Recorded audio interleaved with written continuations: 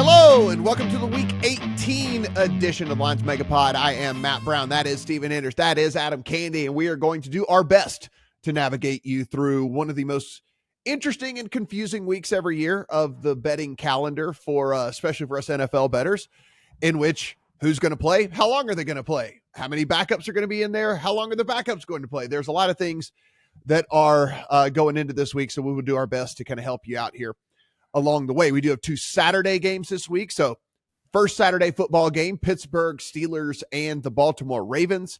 This is 3.5 in favor of the Steelers. 34.5 to 35 is our total. Adam, what we know here is we're getting Mason Rudolph and we are getting the Ravens backups. And so that's why we are sitting with a 3.5 in favor of the Steelers. The question here just becomes, are the Steelers still more than a field goal better than even the Ravens backups? If we want to go all the way back to preseason, we know the Ravens play preseason very well, and they play preseason games and they take them seriously. And this is basically a preseason game, which we're going to see a ton of backups and all of that. So there is at least that's lingering out there. This was a little bit higher. People said that number was too much. And so now we're sitting 3.5. So it's preseason in a way, and in a way it's not. And that's going to kind of inform how I go about everything that I do this week. It's preseason in that this is an information market in Week 18. This is not so much about the handicaps that we've had on these teams all year long based on what we've seen on the field. You have to know who's playing. And as Matt said, you have to know for how long. And the thing that I would add to the preseason idea is that you have props. And that's probably going to be one of the easier ways to go about this week as opposed to figuring out sides and totals. And so I don't look at this game and want anything to do with the spread. In fact, you're going to hear very few games in which I want anything to do with the spread this week. But in terms of that total, if you want something to look at in the traditional markets in this game, for whatever reason, this Mason Rudolph-led offense has been humming for Pittsburgh. And Snoop Huntley is one of the more competent backup quarterbacks in football. So if I'm looking anywhere in this game, I'm looking toward an over, especially considering the Steelers still have a little of something to play for. Yeah, I mean, Stephen, one of the narratives floating around out there, listen, this is, in fact, Huntley could be playing for a job as bad as the quarterback play is in the NFL right now. And as many teams as that might be looking for a quarterback, maybe he is auditioning for one of the jobs that will be open. And, of course, the Steelers still do have a backdoor chance of getting in the playoffs. I was a little interested in backing the Ravens before we got some action on them Friday afternoon here as we record. We were looking at 4s on the board, and now we're back to basically 3s across the board. So now if you want to back the Ravens, you have some push equity on the key number, but to cash the bet, a lot of times you just need them to win the game here. So I'm completely out on that. I don't have much to add here other than this is obviously, like a 10, 11 point move from what it would have been under normal circumstances. But if it's not more than 3 anymore for the Ravens, I'm not interested. And I just don't want to pay this price for the Steelers because I do think the Ravens will play hard. I think their backups will play hard. I don't think it's really in the DNA of NFL players to not go out and try and win. This is still, especially for backups, it's still their job. So yeah, I don't think there's any active tanking on the players' part. Good deal. I'm glad we didn't go down the conspiracy theory angle of that the Ravens want to lose to help increase the chances of the Bills not getting in the playoffs. Yes, nobody thinks like that. They don't. They're not. That's just such a long game and all of that. But it's floating out there. I would say don't get caught in the trap. All right, so let's go to a game that does mean a ton, and that is this Houston Texans Indianapolis Colts game. This is a point and a half in favor of the Texans on the road at the Colts. 47.5 is our total. We know this division still up for grabs. And so what are we getting from an injury standpoint? Noah Brown not going to play for the Texans. So we at least know that. But outside of that, we're likely to get a full complement. I mean, listen, I would say, hey, Robert Woods might not play, but Robert Woods has not been a big contributor all year long. It doesn't really matter. So if we're talking about the contributors, we did get limited practices out of everybody except for Noah Brown. So it looks like we will be good to go there. On the Indianapolis side of things, pretty decent from them on the practice side of front as well. You'll see DeForest Buckner was a DNP, but that was just a veteran rest day and stuff for him. So Steven, one of the games that truly does have a ton on the line here. What do you see? So early in the week, there was a rogue 46.5. I took the over on that. I think the Texans offense in particular is going to have a lot of success here. That doesn't help anybody now because we're looking at 47.5s on the board, but this has started to tick back down a little bit. So if by kickoff that 46.5 pops back up, then yeah, I would still bet it. What I'm most confident in this game is CJ Stroud being able to move the ball. And I wasn't sure I was going to be able to say that this week, given how Stroud and the Texans offense has looked in the small sample size of when Tank Dell hasn't been on the field for them. It's only been a few games, but last week in an exploitable matchup, there was at least some promising results against the Titans secondary where Stroud finished 8th in success rate for the week. And I think this is another great matchup, great secondary for Stroud to go against. He's number 3 in the NFL in passer rating against zone defense, and the Colts play zone 90% of the time, the most in the league. And if we go a little bit deeper, one of our fantastic freelance writers, Jeffrey Schreiber, in his player props post for this game on TheLines.com noted that half of the Colts coverage snaps and passing plays this year have been in cover 3, and Stroud has a 109 passer rating against cover 3, number 1 in the NFL this year, almost 9 yards per attempt, 8 touchdowns, 0 interceptions for Stroud against cover 3 this season. And in the first meeting, he almost threw for 400 yards against this Colts defense. So combine that with the fact that the Texans defense over the past 2 months, past 8 weeks, has been top 5 in stopping the run. Well, I think Shane Steichen's going to have to put the ball into Gardner Minshew's hands a little bit more than he would probably like. All of this is probably why, is at least in my opinion, why we've seen a little bit of interest on the Texans flipping from small dog to small favorite here. I'm not going to have a straight up bet on this game because I'm riding Texans futures to make the playoffs and win the division. But based on everything I just said, I think you know what I would do if I didn't already have those futures. Yeah, I have Jags and I have Colts, and so I'm in a position as well with this one to just kind of like back off and watch. I did also play points. I think there will be points as well. I agree with you a ton. Tip of the cap out there, just if you guys are looking and line shopping for whatever reason, the last month, Caesars has tried to be like the first people to market with numbers. Like they are putting numbers out. So they opened this at 46. And so I got the flat 46 on this on the over. So if you're kind of looking around at books that are posting numbers very, very early, Caesars is trying to be beating people to some of the stuff out there. So anyway, I also expect points in this one. Adam, what say you? Not a lot to add to the handicap that you guys have put out there, but I would think my theme this week is going to be trying to get more micro and not trying to get involved with the larger handicaps that go into this, because as much as I believe that there could be points in this game, I think you could also point to the fact that this is essentially a win and in game for both of these teams with 2 quarterbacks who have not really been in that situation before. And you could find, if you wanted to play the narrative streak game, a little bit of nerves, a little bit of inconsistency. Yes, if you want to go that way. For me, the way I want to go is to take what you guys have said, especially what Steven was talking about with CJ Stroud, and take that and put it into the receiving market and say, what about Nico Collins with no Tank Dell? Dalton Schultz really hasn't been the guy. And so when you get micro with this, you look at Nico Collins and say, this is where the ball is going to go. And when CJ Stroud has been healthy and Nico Collins has been healthy, the targets have absolutely been there to get to 5.5 right now, which is where the receptions number is. I think you're going to see 8, 9, 10 targets for Nico Collins, and that should be plenty to get to 6 catches in this game. Yeah, it's again one of the few games we can really actually kind of look at and try and figure out what's going to happen straight up and straight down. Atlanta Falcons, New Orleans Saints, I guess you could say, is along the same category there. But Adam, I don't know if we know who's playing quarterback for the Falcons yet. Last I saw, they said that they were going to play both of them. What could go wrong by playing 2 terrible quarterbacks? So Falcons are 3-point dogs to the Saints. Saints, of course, still have a backdoor into the playoffs as well. 42.5 is our total.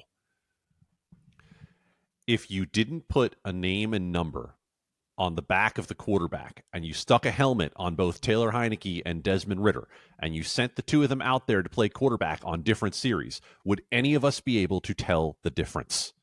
That's the way that this Falcons offense has looked for the entire season. So no, I don't think it really matters.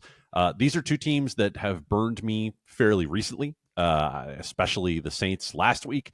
I will stay completely away from this game because we got the weird Saints last week, and the Atlanta Falcons are a team that, again, are they going to use their weapons or not? We have no idea from week to week. If Arthur Smith would kindly go away at the end of this season, that would be great for all of us who are trying to figure out what to do with the Falcons week to week. Yeah, Steven, I'm not playing the team rallying around the coach that could get fired thing, because I bet if you ask these guys like in secret, they want Art Smith out of there. So I don't think there's a rallying cry here for any of this. That said, on the number of 3 seems appropriate to me. So I ultimately decided to pass on this one. I at least just want to note for everybody that if the Bucs lose, then the Falcons do win the division still if they win this game, for whatever that's worth. So I agree with you that it just, I don't know what the hell the morale is in that locker room at this point. But both of these teams are still very much playing for a division title. Yep. If we get to 3.5 here, it's already never the Saints for me at this point. Laying points with them has just never been a good idea this season. If we get to 3.5, then I start to consider Atlanta a little bit, but also, do I care? Like, do I really want to go take out the sword again and ride with the Falcons in this game? Like, I'm good. There's plenty of other options on the board this week, plenty of other futures that you can ride this week. So many more entertaining ways to spend your time and money than going and backing Art Smith yet again. Like, I've stopped trying to figure out the Falcons like a month ago, and I'm just good here. I'm good. Yeah, I'm with you on that one. Of course, there are some weather games this week. This one being in a dome, we don't have to worry about any of that stuff. So it's just kind of like, it's just two mediocre teams meeting with a game that shouldn't mean anything this late in the season because they're both mediocre teams, but the division is so mediocre that it actually does mean something. That's kind of how I look at this game, unfortunately for all of us. Another game that does mean something, Jacksonville Jaguars and the Tennessee Titans. The Jags are currently 3.5 point favorites over the Titans. 41.5 is our total. Steven, our problem here is we don't know who's going to be playing quarterback for the Jags, and further, at what state he would be playing, even if they do decide to go to Trevor Lawrence. Because if you read some of these beat writers out there, they're saying, like, at least in the open portions of practice, he wasn't throwing the ball further than like 8 yards down the field. And so I don't know. Listen, as a guy with a massive amount of Jags division future tickets and the most I've ever put on a division future in my entire life, I am praying that maybe it's just CJ Beathard to go ahead and get this done. Like, I'd rather have a healthy backup in there than like a 60% starter, but I don't really even know. Like I said, I have a de facto bet on this game as it is anyway, so I don't have anything for this particular game.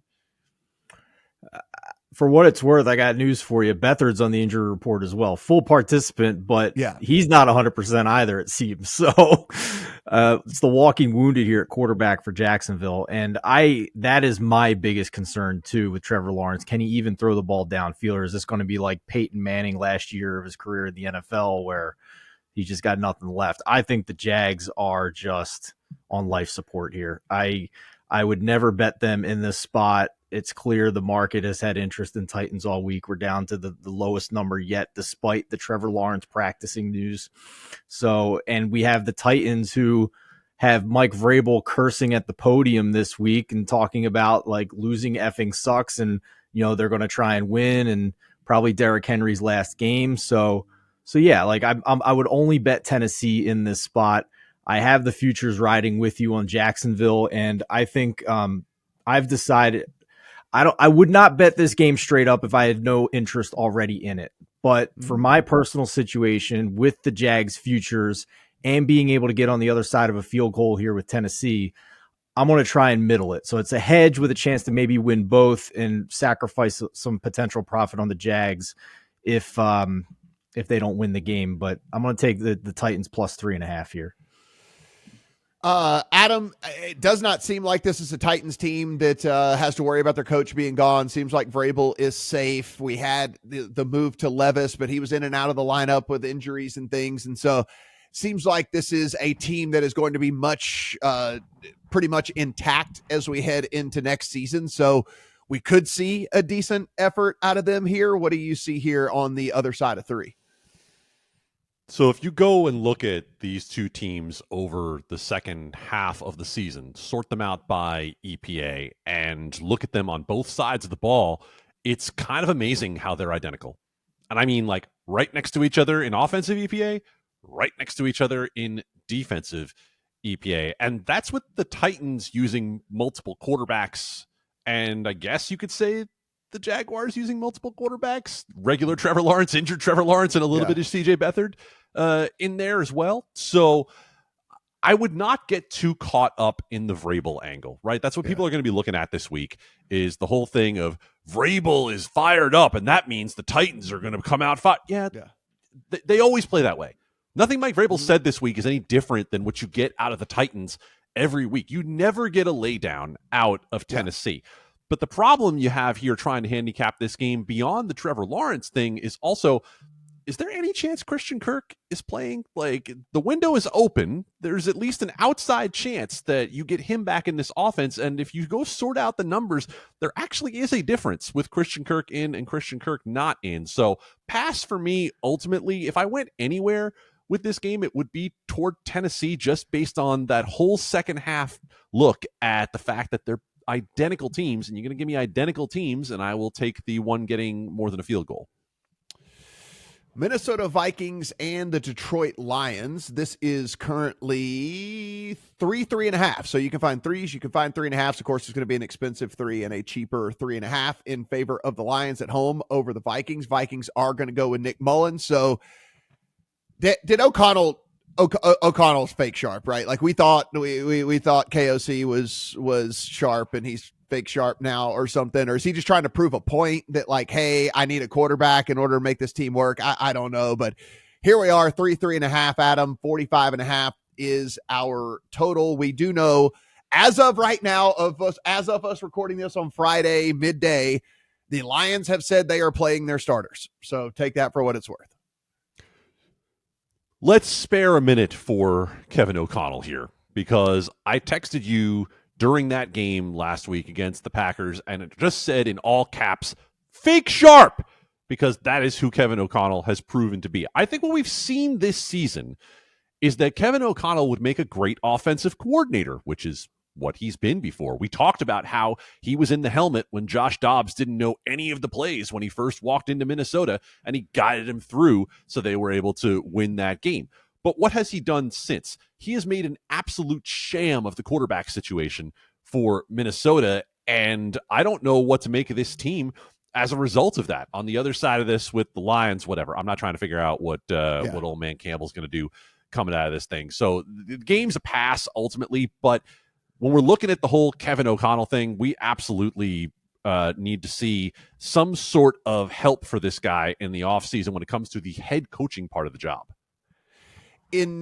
Stephen, unless we hear, and I haven't put this in the account yet because I'm just waiting to see if any further information comes out. If we honestly get to tomorrow night, Saturday night, and it looks like the Lions actually are at least going to play their starters for some, I might be looking at a Lions first half bet or something like that. But that's, again, I got to wait until it's like double and triple stamped here before I get into that. Like, I think Dan Campbell could get on the podium, just talk a lot of shit and be like, oh no, we're playing our starters and we're going to whatever. And then like Saturday night be like, yeah, we're actually not going to do that after all. You know, like I'm going to hold off, but if they are going to be out there for at least a portion of the game, I think a Lions first half bet is at least somewhat interesting. But outside of that, it's just an information type grab for me. So nothing in the account yet.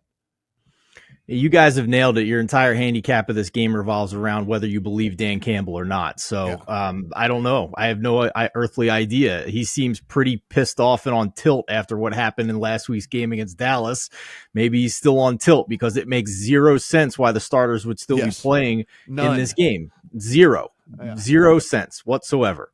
So I'm with you. If it's a live betting situation for me. You know, maybe the Lions get up early with their starters and then he finally, you know, comes to reason here and pulls them. And then I'm going to live bet the Vikings at a much better number. But pregame, there's just too much uncertainty here. For what it's worth, The sharps don't believe him because this number was what, 4.5 earlier in the week, and now we're all the way down to 3 at some spots. So they definitely do not believe Campbell. If anyone's wondering, the backup to Jared Goff is Theodore Bridgewater. So, and he would Could we be see playing, some Malik Hooker here? Any chance? Maybe. I mean, it's Theodore Bridgewater, and Theodore Bridgewater would be going up against the Minnesota Vikings. Just throwing that out there. Also in Theodore's final NFL game. So there is a high likelihood. He said he's retiring. He said he's retiring. Yes, oh. the right. Teddy retiring story is out there, and so don't be surprised at all if man gets him in there for at least a quarter. New York Jets and the New England Patriots. This is anywhere from 1.5 all the way to 2.5 in favor of the Patriots. 30.5 is our total. This is your big weather game of the week, which if you're wondering why this total is 30.5. Not only is it two bad teams, but it is two bad teams that are likely to be playing in some pretty bad conditions. Snow, sustained 15 to 18 mile an hour winds, gusts up to kind of 25, 30. So that's why we saw this total plummet from 37 at open all the way down to 30.5 that we sit right now. Steven, I'd like to think that the Patriots aren't dumb enough to win this game, but I think Bill Belichick is leaving at the end of the season. So I think he does want to go ahead and win the game and just show, I'll win, and then middle finger him on the way out the door. So I'm off this thing because I can't get there. They're sitting with the third pick right now. They could get a quarterback and start this franchise over, but I don't think Bill Belichick cares because I don't think he's going to be there next year. I agree. I don't think he cares. I think the players have played hard every week that we've thought that maybe they would mail it in and not play hard, and they continue. And they actually outgained the Bills last week in yards per play. If it wasn't for Bailey Zappi turning it over as much as he did, maybe they even beat Buffalo. So I bet New England, and it was one of the first bets I made this week. Makes sense. I think they are still focused and playing, and I think the Jets are about ready to go hit the beach. I think they were ready weeks ago. So Zach Wilson was the only vestige of hope I thought the Jets had this week, and he's not playing. And I feel pretty confident, actually, about the Patriots here. Among the teams that do not have anything to play for, the Patriots are the team I'm most confident in this week. Adam, I think there is a buy point on the over for me. I'm not quite sure what it is. I think if people get spooked on Sunday morning and this thing hits like something just asinine low, like 28.5 or something, like I think then at that point, just on principle, I would come in and buy on the over. I've heard people throwing around teaser leg. I just worry the Jets defense is, if you look at the advanced stats over the last 6 weeks, like they are precipitously worse than they were over the first, 13 weeks of the season. So, the teaser leg even scares me just a tad. I think the Patriots could win this thing 13-3, and then that covers the damn teaser leg. So, it would be looking at an over for me if this thing gets any lower. Do you have anything here, Jets Patriots? Second half of the season, the New England Patriots, theoretically tanking, have been the number 4 defense in the league by hell yes. So I don't touch that teaser leg with a 10-foot pole. I am not going anywhere near the New York Jets in this game. This is Cancun on 3 without question for the Jets. Like, if you want to play New England, play New England. I hate the fact that the number is where it is at 30.5. Like, if you got under 37, God bless you. That you can take that one to the window and just wait for this game to end. But the only thing I would say to what Matt is talking about is if you want to wait and see if this thing gets to something ridiculous in the 28s or something like that, Bailey Zappi is human variance, right? Like, they will gain yards, but he also threw 3 interceptions last week. Like, he's feeling the YOLO right now. And so if he's going to feel the YOLO, then you've got a chance for this thing to go over on principle. Now, I'm going to say one more thing as a Giants fan here. There's a chance for my team to get the number 2 pick. And one of the things that has to happen is the New England Patriots need to win this game. So I will be, for the first time in my life, an actual New England Patriots fan. I will be pulling as hard as humanly possible, because if the Patriots win, if the Arizona Cardinals win, and if the Commanders win, and I have that in likelihood order, then the Giants could get to the 2. Your third Super Bowl over the Patriots this weekend. I love it.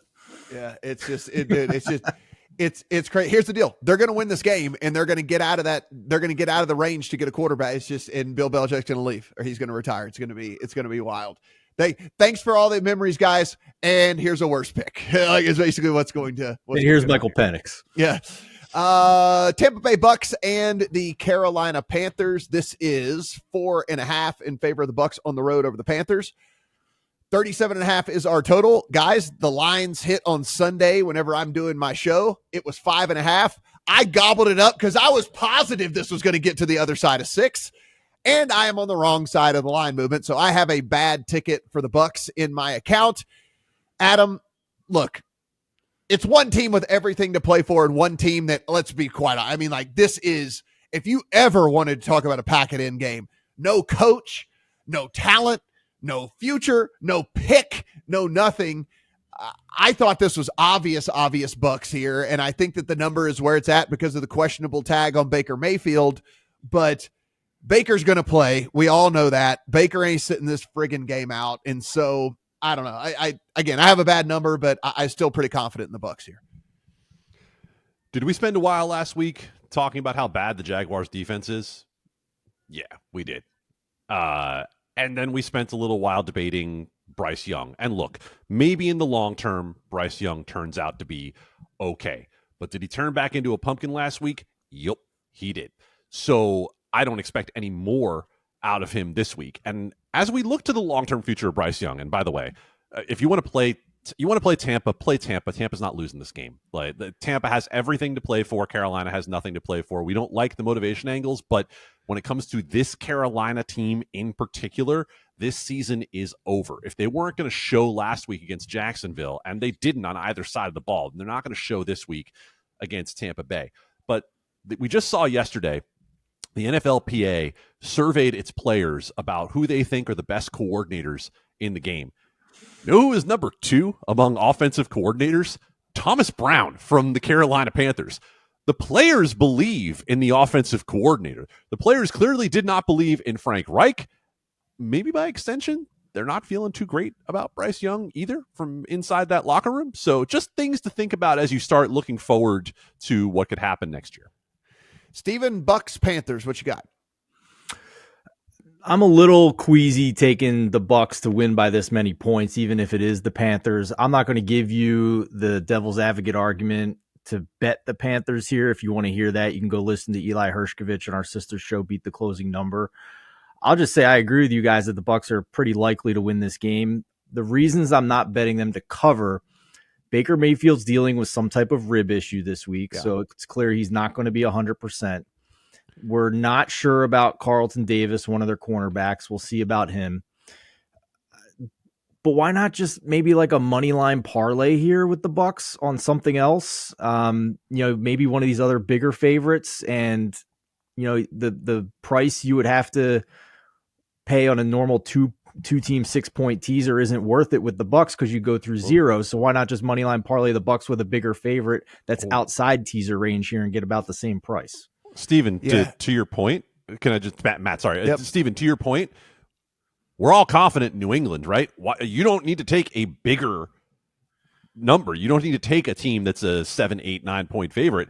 I might even take New England and throw that in there and get a better price because if you guys see a path to the Jets showing up and winning this game, that's fine, but I don't. Yeah. No, because again, it's like, there's no rallying around the coach angle there because they already said Salah's safe. There's no whatever. There's like all that stuff. So yeah, it just doesn't seem like anything to me. Cleveland Browns and the Cincinnati Bengals. My ticket is irrelevant here because I have 3.5 on Cincinnati in this thing. It seemed blatantly obvious to me the Browns were going to sit all of their players. Why in the hell would they play? They got a 38-year-old quarterback. You're going to put him out there for unnecessary snaps? Like, hell no, you're not. And you got Amari Cooper, who's already missing games with a heel, and Elijah Moore with the concussion. It just made all the sense in the world. The Browns were not going to play anybody. So again, I have an awesome ticket. CLV is always, I can just take it to the window, right, guys? No chance that it's not going to Yeah, it worked out great with the Panthers last week. Yeah, it works out amazing. So love my -3.5 that I have in the account right now. I'm sure that's going to work out great for me. Steven, I'll start with you here. It's all the way out to 7. So it just came through that they are expecting, which I think is ridiculous, Jamar Chase to play in this game. Okay. I mean, trot your franchise wide receiver out there with an injured shoulder in a game that means nothing. Okay, I guess. So I guess he's going to play too, which only helps my position, but it's a head scratcher. What do you see here? Bengals all the way out at a touchdown. So as we record right now, Friday afternoon, the books are smart. They're not putting out player props on some of these star players on teams that are in meaningless situations. But if by some chance you find one somewhere, just bet the under, because there's a decent chance they're not going to play the whole game. It's just not worth the injury risk and having a critical injury that could hurt them starting fresh next year. So just keep that in mind. But I'm skeptical any of the books are going to put out props on some of these ambiguous situations. Mo is betting Cleveland +7 this week. Again, you can go listen to Beat the Closing Number if you want to hear the reasons why. I don't have the energy or the confidence or the stamina to try and handicap what the hell a Jeff Driscoll is for this game. Who's been with the team all of 2 weeks. Yeah. So what, like, you expect me to come on this podcast? I'm sorry. Like, we've had some comments in recent weeks about people saying, well, why didn't you make a bet in that game? Because there's nothing good to bet. That's why. Like that. And as we're Steven, I just interrupt. Like, as we're sitting here, 2 books flashed to 7.5. So like there is more Cincinnati money coming in. I'm assuming off of this Chase news that so Chase, like, people are like, well, why aren't people are probably going to ask, well, why don't you want to bet Browns +7.5? Because it might need to be like 16.5 with Driscoll in the backups. I have no earthly idea what this number should be, and anybody that says they have confidence in it, I think, is just pulling your leg. Mo's not saying he has confidence in it. He's just playing a number, frankly. And the fact that the Bengals have the worst defense in the NFL this year, that much we know. But he's not uber confident, and he's playing a number. And anybody says they have a strong opinion on the handicap of the spread in this game with Jeff Driscoll and a bunch of Browns backups against the worst defense in the league, I think it's crazy. So nothing for me here, and that's why. Adam, here's the problem with, I think, like, if you want to try to make the rationale of 7.5, and you want to say, well, it's just too many points. We saw what this Browns offense looked like when it was bad, and it was horrific. And like, it was so bad that they would rather start a guy that's been on the team for 2 weeks than go back to PJ Walker and start him in this game. And so now it's going to be Driscoll out there with backups trying to move an offense that didn't work when starters were out there with a bad quarterback. So again, I think that there is a range of outcomes where Steven's thing is like where there is a Bengals double-digit win here, strictly because the Browns, again, locked into where they're at, not going to take any risk whatsoever. And we've already seen the bad version of the Browns earlier this year. This is one of those games where if you feel a need to have some action, then wait until the props come up. There are going to be props on this game. You're just going to have to wait a while to get them. Go check the beat reporters, see what they're talking about.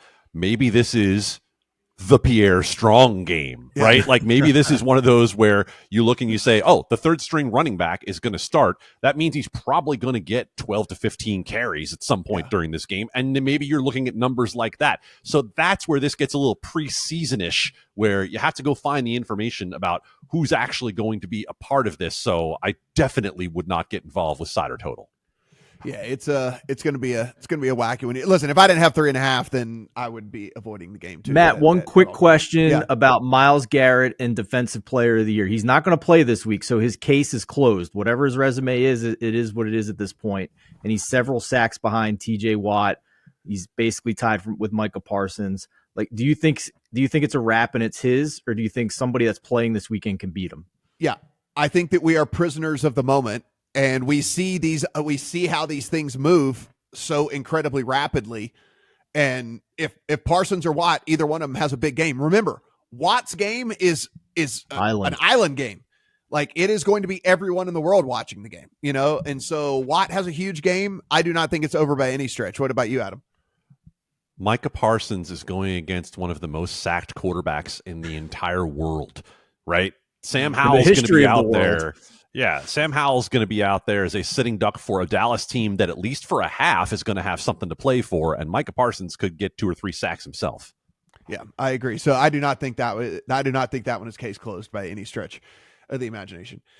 Seattle Seahawks and the Arizona Cardinals. This is 3 in favor of the Seahawks on the road over the Cardinals. 47.5 to 48 is your total. Look, this is absolutely no opinion for me on this game. It's like it is 3 seems about right. Cardinals, I thought, would be smart enough to lose the rest of the season. They chose not to do that, so now they put themselves in a weird spot. Like, I don't know what to do with this. If either one of you have an opinion, go with it. But this is a dumb game for me. I have a strong opinion, Adam. Do you have an opinion on this game? I'll let your strong opinion go before my weak opinion. Okay. All right. Typically in week 18, when you have a team that has everything to play for against a team that has nothing to play for, you have to pay a pretty expensive tax on the team that is trying to get into the playoffs against the team that has nothing to play for. This is the complete opposite. Like, we're getting a pretty decent discount here, in my opinion, on Seattle based on what we've seen with closing lines over the past couple of weeks. And I think this is a pretty big reaction to last week's results where the Steelers made Seattle look bad and Arizona pulled, a big headline-worthy upset over the Philadelphia Eagles. But if you go back and look at closing lines in recent weeks, this is way off. The Cardinals were 12.5 at Philadelphia, so let's say 10.5 on a neutral. The Seahawks were 4.5 at home against Philadelphia, so let's say 6.5 on a neutral. So basically, the market in recent weeks had these two teams 4 points apart with Drew Lock at quarterback against the same opponent. So now we're in Arizona. I don't think any of us would say they have a big home field advantage in Arizona, and we get Geno Smith on the field for Seattle. I concede that we probably have to downgrade the Seahawks team rating here a little bit based on recent results, but like, I thought 3 was cheap here, and now 2.5 was available this week. I bet 2.5 immediately. If it gets back to that point, I would still bet it. Mm-hmm. But I thought 3.5, 4 was more appropriate for this game, and we're sitting at 3. Yeah, Adam, it's toggling back and forth between cheap 3s and expensive 2.5. So you can definitely get under the field goal if you do want to go the direction of the Seahawks. Yeah, I'm on the other side if I'm going to put my weak opinion out there, and largely because if Arizona is going to put forth anything that looks like what it did last week in Philadelphia, I think Seattle's in some trouble in this game, because I think that you're looking at an Arizona team that can control the clock, which is the real problem here for Seattle. The first time these teams got together was still Josh Dobbs for Arizona, and Seattle wasn't great. Time possession was about an even split. Seattle scored 6 points in the second half. They won by 10. They won comfortably, but that was against an Arizona offense that wasn't doing anything competent at all. Arizona wasn't good on offense last week.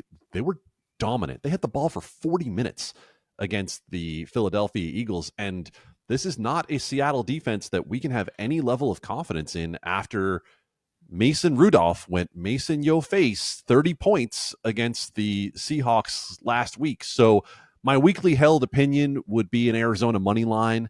It would largely be a fade of Pete Carroll and a fade of where the Seahawks defense is right now. Chicago Bears and the Green Bay Packers. I did put this one in the account, boys. Earlier this week, put a 3.5 in on the Bears. It is gone. It is 3 across the board. Now 45 is the total. This was a pretty easy play for me. It is a team that is, honestly, over the second half of the season, I think we'd say is an upper half team. The Bears have been playing like an upper half team for the vast majority of the second half of the season. Whether we believe that Fields is going to actually be there next year or not, it is still, that's up to them to decide. But he certainly has a lot to play for here, whether it be for the audition to stay in Chicago or for whatever his next team may or may not be. And frankly, the Packers, their offensive performances have been just so incredibly up and down, but the defense has just been horrible over the last 8 weeks of the year. And so all of that came to me getting more than a field goal on the Bears. I wouldn't hate it at 3 on the Bears, but obviously not near as good as it is on the other side of that. Adam, you have anything here on Bears and Packers? Yeah, over 45. It's exactly what you're just talking about. I think we can see that this Green Bay offense is at least in we'll call it something of a rhythm. I don't want to get too excited about going against a defense last week in Minnesota that's boom or bust. But like you said, what we've seen out of Chicago is that the offense is competent, and we know that Green Bay's defense is wholly incompetent.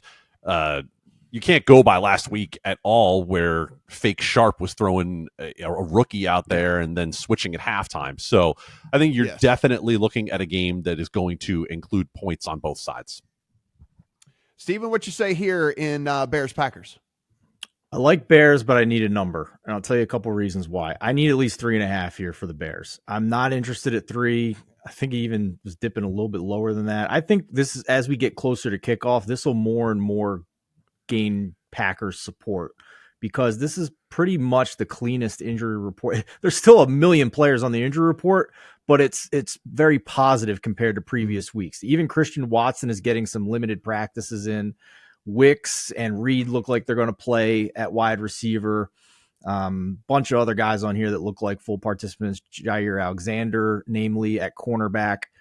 On the other side here for the Bears, their defense has been incredible. Like, past 8 weeks, they are the number 1 defense in the NFL by both EPA and success rate. And I think some of us may, not us in this room, but generally speaking out there in NFL world, may not realize the run that the Bears are on right now. They were 2 double-digit leads in the fourth quarter away from having a 7-game winning streak right now. They've won 5 of 7, and both of those losses were blown big leads in the fourth quarter. If it wasn't for that, this team would be in the playoffs right now. So they're playing good football. But bad timing with a really important injury as well for them this week. Jalen Johnson, the number 1 graded cornerback by PFF this year, is back-to-back DMPs with a shoulder injury on Wednesday and Thursday. I would really feel a lot better about this bet if he's going to play, combined with the positive injury report with the Packers wide receivers. So that's why I prefaced my bet with I need at least 3.5 here. That's what I bet earlier this week. I would not still bet it at 3, where we're at right now, Friday afternoon. If just to tidy up some things, if you're watching this as an individual game video, sorry. But if you're listening to us over the whole, just came through, Will Levis out. It will be Ryan Tannehill going for the Titans. So if that changes your opinion at all in that game, that is officially going to be does not a for Tannehill. Me. Yeah, it's going to officially be a Tannehill game in that one. All right, Philadelphia Eagles and the New York Giants. This is sitting 5.5 across the board. 42 is our total. Adam, I do want to start with you here, actually, because it's the Giants, and it's, one of the. So what we do know about this game, the Eagles, at the very least, are going to start starters at the beginning of the game, because there is still a chance that the Cowboys could get, upset. Not likely. Could happen. However, I am worried that the Eagles will look up at the scoreboard, and at some point the Cowboys are going to be up 17, and then they pull all of those starters out. So this is a very tough full game handicap for me. If someone wanted to make the case for Eagles first half or something, I could listen to you then. But I think it's, which by the way, the number's 3.5, if anyone was wondering, but tough full game handicap when they're going to be scoreboard watching. I mean, yeah, you could play Giants second half in the blind if you wanted to. I don't actually hate Giants full game. Now, I'll say this from the beginning. A little emotional hedge for me. I'm going to be real mad if this team goes out and wins this game with a chance to get, at the very least, in the top 5 in the draft. But if you watched last week against the Rams, Tyrod's offense was competent. I'm not going to say great, but competent against what had been a middle-of-the-pack defense. They seem to be finding a little bit with these young receivers, with Jalen Hyatt and Wan'Dale Robinson in particular. Darius Slayton had some life last week. So We know that Philadelphia is going to struggle to cover no matter who you have. Talking about the number 31 defense by EPA over the second half of the season. So Giants right now, money line, you can still get basically 2-1 on them. And if you just think about where this game is going to be come the, mid second quarter, mid third quarter, no matter what, that price isn't going to be there anymore on the Giants by the time the Eagles pull some starters. Because I think no matter what, you're going to see the Eagles pull some starters, because someone would have to make a real case to me about why Washington's live to win against Dallas to think otherwise. Steven, what say you? So I look at this from two different perspectives. One, full game, where I agree with everything Adam said, where I'd only be looking at the Giants because of the very large possibility that they do pull the starters at some point. And we've seen the Eagles work in tandem with their coaching staff and front office to have game plans like this against the Giants, ironically, a few years ago, where they pulled starters for obviously draft position. So if they look up, I'd be shocked if they leave their starters in if the Cowboys are up big in their game. At the same time, this spread at the moment is like the Seahawks, where it's a motivation spot for the Eagles, not really much motivation for the Giants, and yet the motivation team are getting a huge discount on what the spread would normally be in recent weeks. These two teams played 2 weeks ago in Philadelphia, and the spread was 13.5. Now, I know DeVito started that game, and Tyrod came in and looked good. But to go from 13.5 down to 5 or 4.5 in a couple of weeks is a big deal. So it doesn't matter because of everything revolving around this game. But I at least am confident that the Eagles starters are going to be in there for the first half. So I'm going to take that discount and matriculate it down to the first half spread and bet Eagles minus 2.5 in the first half, Adam. I don't think you can do that with this game when it comes to the looking at the 2 weeks ago. We thought completely differently about this Philadelphia team 2 weeks ago, and everything we have seen with the way they have gotten shredded in the last couple of weeks is why we're changing this number as much as we are. And if you like the discount based on the other factors you mentioned, that's fine. But I think there's a pretty good reason with this one why the number has gone where it is, because you can look both at DeVito and Tyrod and the fact that we saw Philadelphia last week as a double-digit favorite, basically no-show against the Arizona Cardinals.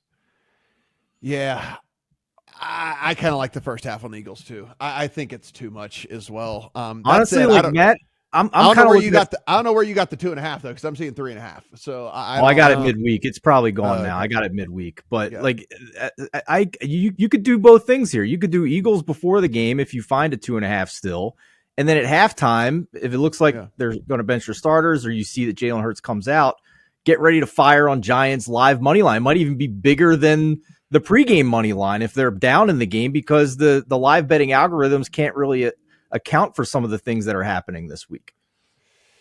All right, let's look at the Los Angeles Rams and the San Francisco 49ers. This is 4 in favor of the Niners. 41 to 41.5 is our total. We know that the Rams are resting everybody except one guy, which I'll get to here in a second. And then the Niners also are at least resting key guys. Purdy not going to play. McCaffrey not going to play. If you listen to what the other guys are saying, they expect to play at least some. Too much question mark for me to bet this on a side or total. I will say this, though, Steven. When the props come out, Sean McVay, to give him credit, he told us exactly what he's going to do. He's going to get Puka Nacua the record, and then he's going to pull him out of the game.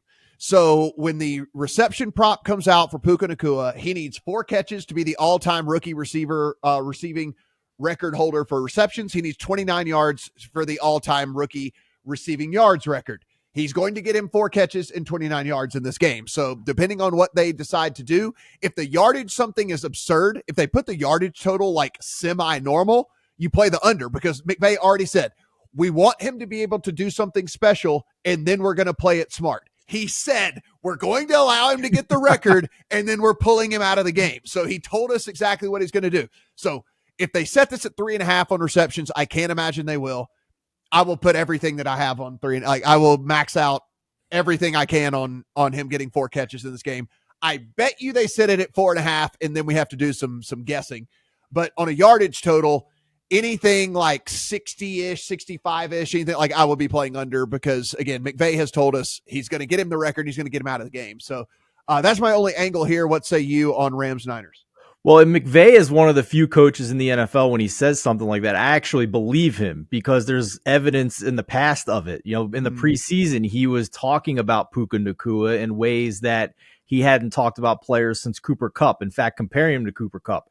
So he was hinting at it, and he was right. And he did the same thing with Kyren Williams when nobody wanted to believe him about Kyren Williams either. So he's one of the few coaches when he says something like that, I actually do believe him. As far as this game, Matt, a couple of years ago, you and I were heavy on the train of fading Washington and Carson Wentz and betting the under on the win total. And we made a boatload of money on that. I am not about to gamble and give some of that back in his last vestige of hope of saving his NFL career this week for the LA Rams. I actually think Sam Darnold and the Niners are fine, but he's probably not going to have his weapons out there.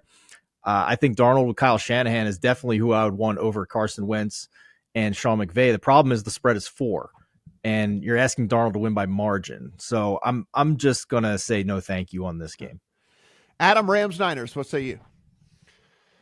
This I'm going to look at the same as Cincinnati, Cleveland. Go figure out exactly where the snaps are going to go for the San Francisco 49ers and then trust Kyle Shanahan to still be able to get something out of his team, right? If you're going to go play them, maybe depending on who's healthy, if you're playing an Eli Mitchell or you're playing a Juwan Jennings or someone like that, like that's where I'm going to look when the props hit for this game is at San Francisco's offensive players, because I still trust in the fact that Kyle Shanahan is going to be able to find a way to move the football even with his backups in. As a Niners fan, I'll give you the 2 names I would be looking for here. Actually, Jordan Mason among the running backs, their third string running back, is the guy I would be looking at. And among the wide receivers, a guy who already scored a touchdown with the starters this year and should get a lot of run, Ronnie Bell, the rookie, is the other guy I would be looking at here for this game for the Niners. There you go. Broncos and Raiders. This is 3 in favor of the Raiders. Come off the 2.5 now in favor of the Raiders. 37.5 is our total. Adam, when asked if he was going to play his starters, Antonio Pierce said, "We're the Raiders. We're playing everybody." So that's to let you know how they are approaching this one, which is why, this thing is ticked up off of the 2.5 to the 3. I have no interest in this one really at all. 2 dead teams. One playing for pride, one just trying to get done with the season. I guess if I hadn't missed the 2.5 and someone said, "Matt, you have to play this game," I would have played the Raiders because they are apparently, if you listen to Devontae Adams, rallying around Antonio Pierce, want to get him the job and all the things like that. But I missed that. So it's 3 now. So no play for me. Yeah, this thing really across Vegas just ticked to 3 across the board. Colton Miller ruled in for the Raiders, so they get their offensive line back entirely intact. He is their best offensive lineman. I can't believe I'm giving a real handicap in Week 18 on a Raiders-Denver game that doesn't actually mean anything. But, last week came on here and told you play all the Stidham overs. All the Stidham overs, with the exception of touchdowns, hit. They're not out yet, but when I'd have the opportunity to do it again this week, as the numbers are reasonable, I think Sean Payton's going to be in the exact same mode that he was last week, which is I'm going to show everyone that anybody but Russell Wilson can do this. Steven, what do you see in this game that means nothing except for maybe a team rallying around an interim coach? What Adam just said is why I have been thinking hard about betting Denver +3 here. Like, I get the rallying cry for Pierce here and the Raiders, but also that requires you to bet one of the worst quarterbacks in advanced metrics this season, Aiden O'Connell, to win by more than a field goal. And if you filter out the guys who have fewer snaps, like among the quarterbacks that have actually had meaningful playing time, like 150, 200 snaps, O'Connell's near the bottom in basically all of them. So he's been bad. This is basically an offense that requires to be able to run the ball successfully to have any success. 2 teams in this game who have very strong defenses over the past 8 weeks. And I actually think I'm getting points with a better quarterback in this game with Jarrett Stidham. So I'm kind of ignoring the motivation angle here with the Raiders playing for Pierce just because of how much of a deficit they have at the quarterback position. I haven't bet it yet. I'm not sure I want to, because I do respect the Raiders matchup defensively here against an inexperienced quarterback, but it would only be plus here for the Raiders, +3 here for the Broncos. And if I bet it, I will put it in the Lines Discord.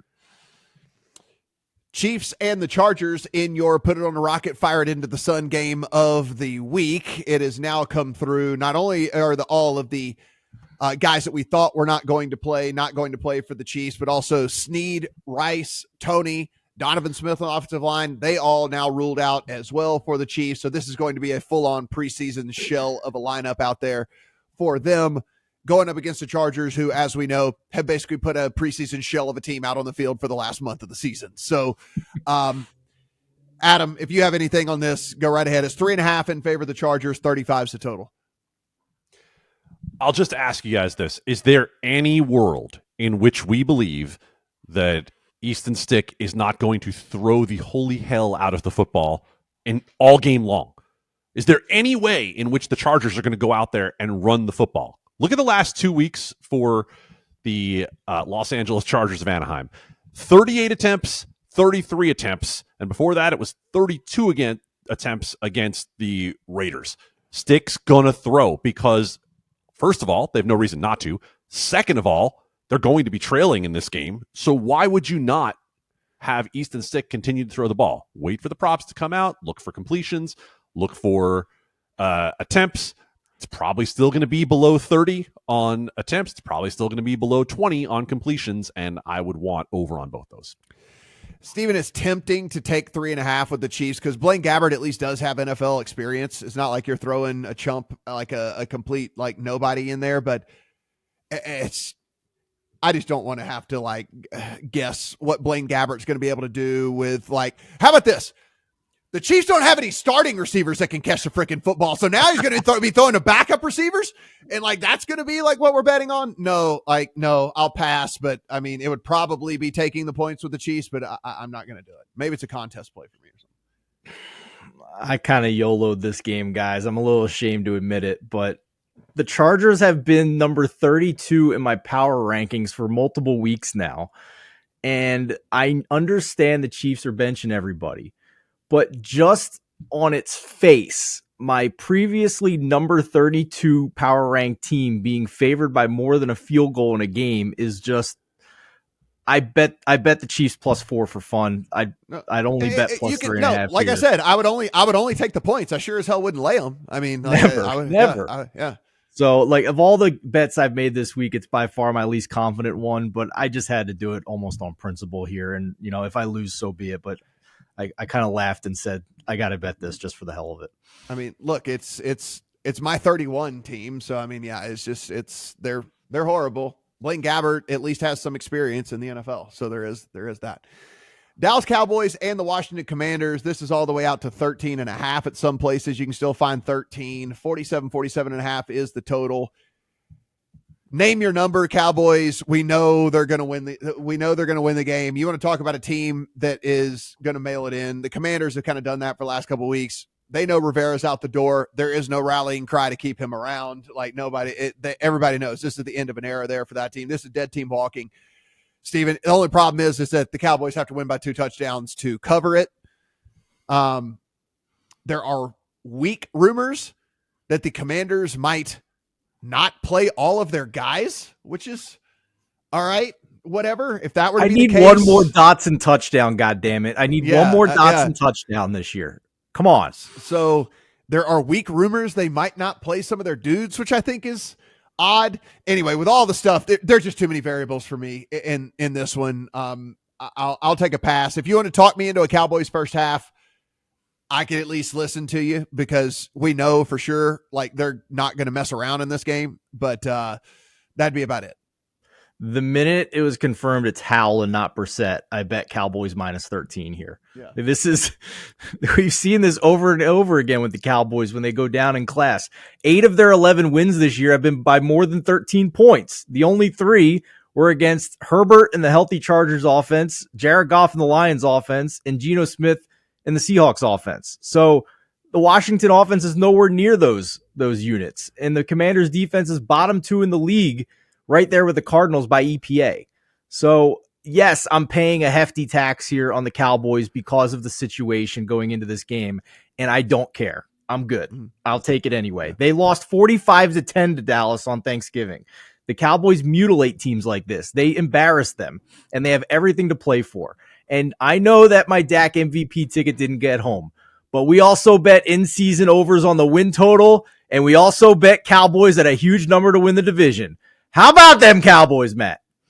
Yeah, I have an alt over on the Cowboys. I would like a Cowboys win. So I kind of already have a bet in on them, so I don't really have to do anything else. Adam, what do you see here in this one? So I see a Cowboys team that I like where you're thinking first half. I would love to play some Dak full game unders. I think if you see this game get out to 21-0, 28-0, at the very least, Dak's going to be handing off. They are not going to risk Dak Prescott in this game. And right now, DraftKings has the number up at 278 on passing yards. Guys, that would have to happen almost entirely in the first half if he's going to hit that. Yeah. If you want to take something a little squirrelier, then right now he's the under on passing touchdowns at 1.5 is plus 185. I think the value is there. Just because touchdowns can be a little bit squirrely if they get themselves down in close and they end up running the ball in, you could see where Dak ends up out of this game. So I just don't see where a world in which Dak Prescott is exposed more than he has to be in this game, and 278.5 is an enormous number. Yeah, we've seen Cooper Rush. We've seen Cooper Rush a few times this game. I mean, a few times this season. Like, they've gotten up big, and Cooper Rush has come in for mop-up duty. So wouldn't surprise me if we see him mid-third quarter if everything plays out like we think that it probably should.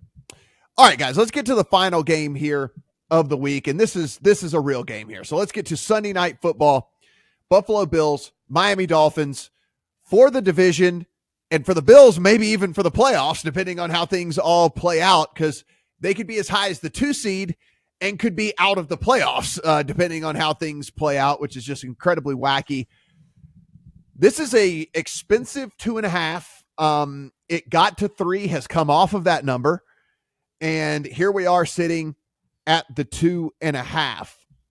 Adam, I played the 2.5 on the Bills, and I can't say that I'm in love with it. I played it off of what we saw from the Dolphins, what I thought the injury report was going to be, and mainly that I thought that Tua was going to show up on that injury report, and instead he did show up, but it was just his full practices for him. And so I understand there are still a lot of dudes to be accounted for in this one, and that is something that I think you should take into your handicap, guys. If you're wondering for, we're doing this before we get Friday injury report on Dolphins, but on Thursday, DNPs, Bradley Chubb, Tyreek Hill, Xavier Howard, Raheem Mostert, Jalen Waddle, Devon Achane, and then we had limited practices on 3 different offensive linemen, a couple of linebackers. So like there's a lot going on the Miami injury report. That said, my bet was based off of it being the quarterback, and that ended up not being the case at all. I don't hate the 2.5. It's not my favorite bet of the week, but that's where I'm at.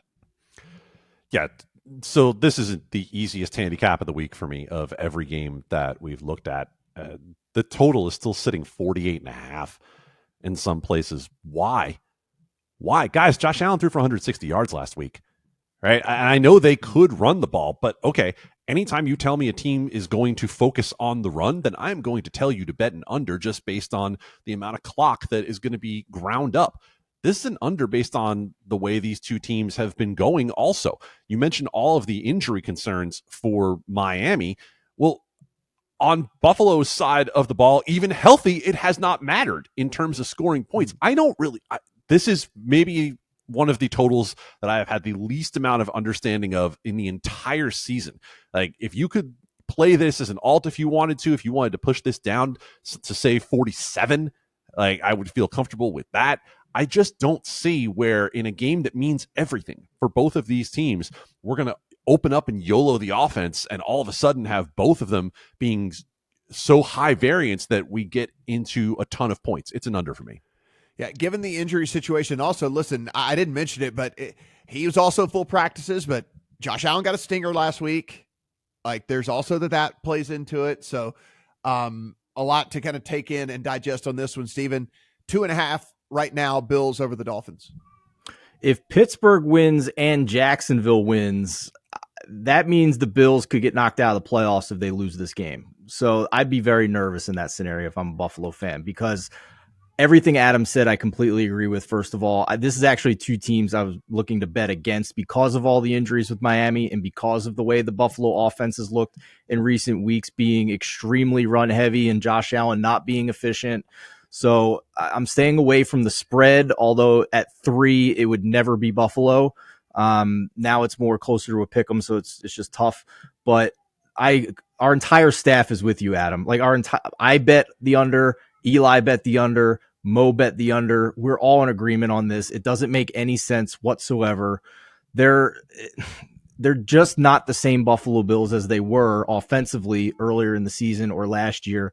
And combine that as well with the defense for Buffalo actually playing better. Since their bye week, they're number 4 overall by EPA and number 2 by dropback EPA here. So this is a dead under team for me right now. If they're going to keep putting it around 50.